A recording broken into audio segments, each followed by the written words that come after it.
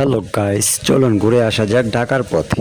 এই মুহূর্তে রয়েছি সাত গম্বুজ মসজিদের বিপরীতে ঢাকা মোহাম্মদপুর। আর গাড়ির অপেক্ষায় দাঁড়িয়ে আছি বৃষ্টির মধ্য দিয়ে। যদিও গাড়িতে উঠে পড়েছিলাম মিডলাইন পরিবহনে, সেটাতে আধা ঘন্টার মতো বসেছিলাম। যানজটের কারণে আবার নেমে পড়ি, যেহেতু ভাবলাম বন্ধুদের মাঝে ঢাকার পথটা যেহেতু ঘুরিয়ে দেখাবো। বাসে করে গেলে কিন্তু আপনারা তো সৌন্দর্যটা উপভোগ করতে পারবেন না, তাই নেমে পড়লাম। নেমে কিন্তু দীর্ঘ পথ কিন্তু হাঁটার উদ্দেশ্যে রয়েছে, দেখতেই পাচ্ছেন। হাঁটতে হাঁটতে হাঁটতে হাঁটতে কিন্তু এই মুহূর্তে কিন্তু রয়েছি আপনার মোহাম্মদপুর থানার সামনে। আর এখান থেকে চিন্তা করলাম দাঁড়িয়ে যে একটি বাইক নেওয়া যাক, আর বাইক নিলে আমার বন্ধুদের মাঝে ঢাকার পথটা সুন্দরভাবে ফুটিয়ে তুলতে পারবো। দেখতেই পাচ্ছেন যে কি পরিমাণ জ্যাম রয়েছে, প্রচুর জ্যাম। আর এই জ্যামের মধ্য দিয়ে যদি আমি বাসে করে চলে যাই, বাসে যাতায়াত করি, তাহলে কিন্তু আমারও কষ্ট আর আপনাদেরও ভিডিওটা দেখতে কিন্তু ভালো লাগবে না।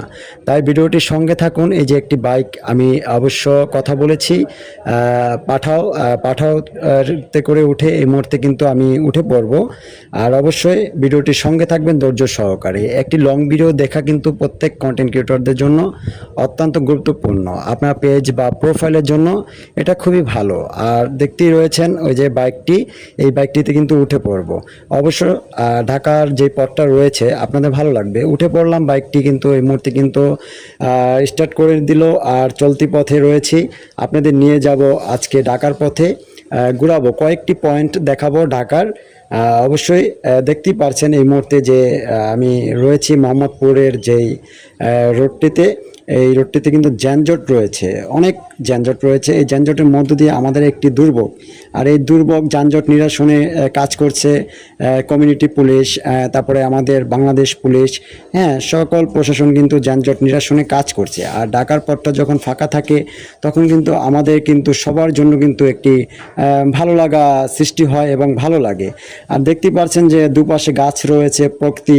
এই প্রকৃতি থেকে যখন আমরা এই চলতি পথে যানজটের মধ্য দিয়ে গরমে হতাশার মধ্যে থাকি, তখন অক্সিজেন পেয়ে থাকি, আমাদের আত্মাটা শান্ত হয়ে যায়।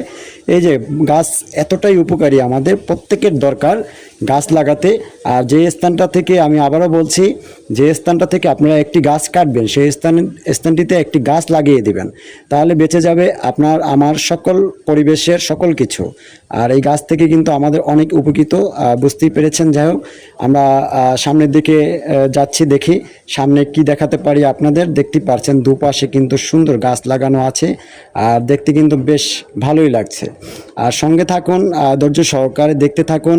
আজকে কিন্তু বলেছি